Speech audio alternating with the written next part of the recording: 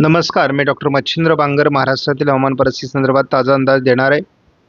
आपण बघतो की बंगालच्या उपसागरामध्ये सातत्याने पावसास अनुकूल अशा प्रकारचं किंवा कमी दाबास अनुकूल अशा प्रकारचं वातावरण तयार होत आहे आणि साधारणपणे 2-3 दिवसामध्ये यामधून कमी दाबाची निर्मिती होईल असा एक प्राथमिक अंदाज आहे. महाराष्ट्रामध्ये निरभ्र आकाश असून आता हळूहळू थंडी कमी होऊन उष्णता मनाकडे आपण सरकतो आहोत. पर्यायाने थंडीचं प्रमाण कमी होईल आणि उन्हाळा सुरू होईल असं आता वाटू लागलं आहे. बंगालच्या उपसागराच्या दक्षिणेला एक कमीदाब निर्माण होण्याचा अंदाज तयार होतोय.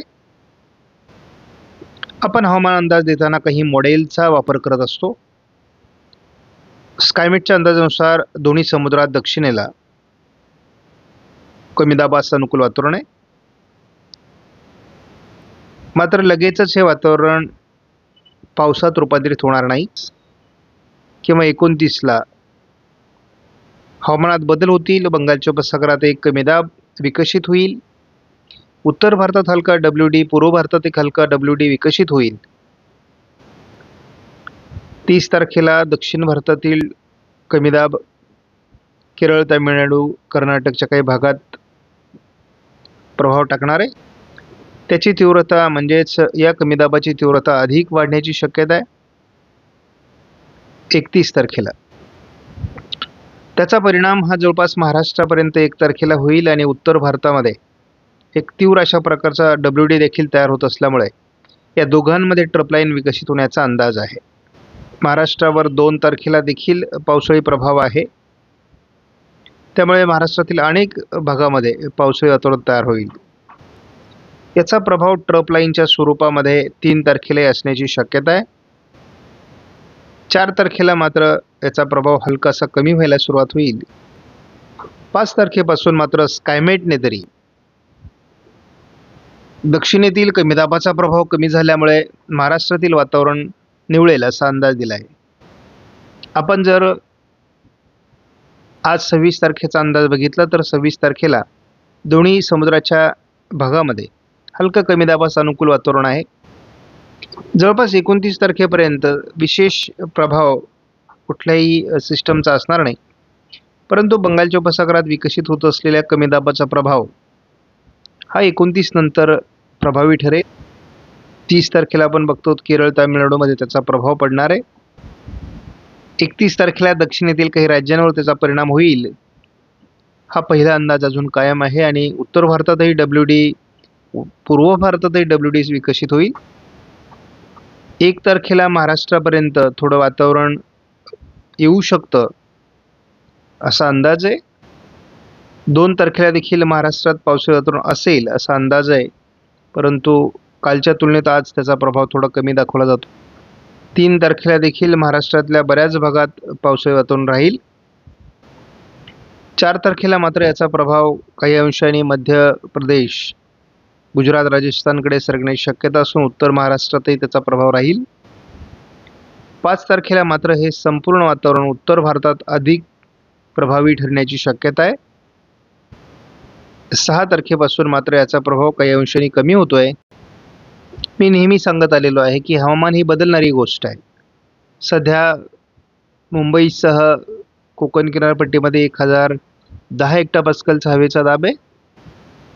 साधारण 31 तारखेला आपण बघतो बंगालच्या उपसागरातून आणि अरबी समुद्रातून वारे हे महाराष्ट्राच्या दिशेने सरकण्याची शक्यता आहे आणि जवळपास आपण 31 तारखेला बघतो की किनारपट्टी भागात म्हणजे अगदी सातारा, पुणे, सह्याद्रीच्या पर्वतरांगांच्या आजूबाजूने 1008 हेक्टोपास्कलचा हवेचा दाब तयार होतोय आणि जसा हवेचा दाब कमी होतो त्या दिशेने बाष्पयुक्त वारे वाहू लागतात.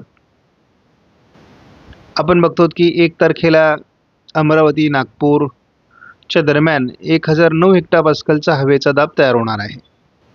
2 तारखेला आपण बघतो 1010 हेक्टोपास्कलचा हवेचा दाब महाराष्ट्राच्या भूभागावर असणार आहे. त्यामुळे कमीदाब जसाही भूभागावर तयार होईल तसं बाष्पयुक्त वारे दोन्ही समुद्रातून खेचले जातील आणि थोडं पावसाळी वातावरण तयार होईल असा अंदाज आपण गेल्या 10 दिवसापासून दिलेला आहे. कालपर्यंत आपण महाराष्ट्रामध्ये अतिशय तीव्र अशा प्रकारच्या गारपिटीचा अंदाज दिलेला आहे. परंतु आज हे पावसाळी वातावरण विरळ होताना दिसतंय. अजूनही 2-3 दिवस या वातावरणाची निर्मिती होण्याकरता वेळ आहे.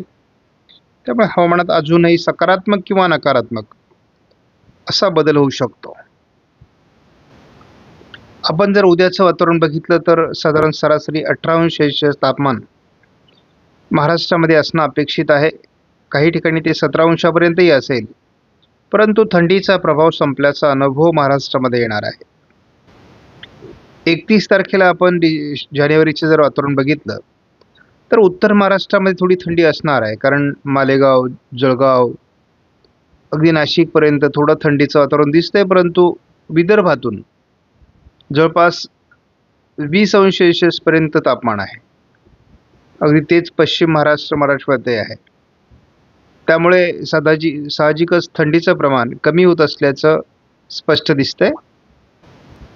5 तारखेला आपण बघतो की साधारण सरासरी विदर्भाच्या दिशेने 20-22°, तर मध्य महाराष्ट्र, उत्तर महाराष्ट्राच्या दिशेने 17-18° तापमान राहणार आहे. म्हणजे थोडे तापमानात चढउतार विभागानुसार असतील, परंतु थंडी जवळपास संपल्यात जमा असणार आहे.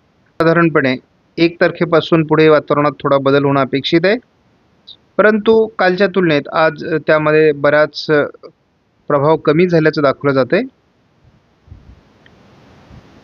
आपण बघतो की महाराष्ट्राच्या काही लातूर, नांदेड, परभणी, सोलापूर पूर्व भागात थोडं पावसाळी वातावरण दाखवलं जातंय 1 तारखेला. 2 तारखेला देखील थोडं कर्नाटकच्या भागामध्ये पावसाळी वातावरण आहे. परंतु महाराष्ट्रामध्ये त्याचा हलका प्रभाव दाखवायला सुरुवात केली आहे. परंतु या वातावरणात अजून बदल होऊ शकतो. सोलापूरच्या काही भागात किंवा लातूरच्या काही भागात, धाराशिवच्या काही भागात हे वातावरण तयार होऊ शकतं. 3 तारखेलाही महाराष्ट्रामध्ये खास करून पुणे, अहिल्यानगर, छत्रपती संभाजीनगर, जळगाव या भागातही पावसाळी वातावरणाचा अंदाज कायम आहे. साधारण 4 तारखेपर्यंत हे विरळ स्वरूपात वातावरण राहणार आहे. आज आपण ब्लॉग चॅनलच्या माध्यमातून आणि शेती माझी प्रयोगशाळाच्या माध्यमातून 2025चा मान्सूनचा अंदाज दिलेला आहे. मात्र या अंदाजामध्ये 2-3 बाबी बाकी आहेत. पहिली बाब म्हणजे मान्सून महाराष्ट्रात कधी दाखल होईल. तर आपल्या अंदाजानुसार 9 तारखेपासून तर 11-12 तारखेच्या दरम्यान महाराष्ट्रामध्ये यावर्षी देखील मान्सून दाखल होईल असा अंदाज आहे. त्यानंतर कमी पावसाचे म्हणजे असमांतर वितरण असल्यामुळे महाराष्ट्रामध्ये पावसाचं वातावरण हे मराठवाड्याच्या आणि पश्चिम महाराष्ट्राच्या काही भागात हलकंसं कमी राहण्याची शक्यता आहे. इतरत्र मात्र म्हणजे विदर्भ आणि कोकण या विभागात यावर्षी सरासरीपेक्षा अधिक पावसाची नोंद होईल असा अंदाज कायम आहे. यावर्षी सरासरी पाऊस आपण 103% महाराष्ट्रामध्ये तर 102% देशामध्ये दाखवलेला आहे. आता याला आधार अनेक आहेत, परंतु गेल्या वर्षीच्या तुलनेत पावसाचं प्रमाण हे यावर्षी कमी असण्याची शक्यता आपण या ठिकाणी दाखवलेली आहे. इतरही एजन्सीचे अंदाज येणार आहेत आणि मग जे काही अंदाजात फेर येतील ते आपण 1 मेला पुढच्या अंदाजामध्ये देणार आहोत. आपणास व्हिडिओमधील माहिती महत्त्वपूर्ण वाटल्यास लाईक करा, शेअर करा, चॅनलला सबस्क्राईब करा. धन्यवाद. जय हिंद, जय महाराष्ट्र, जय बळीराजा.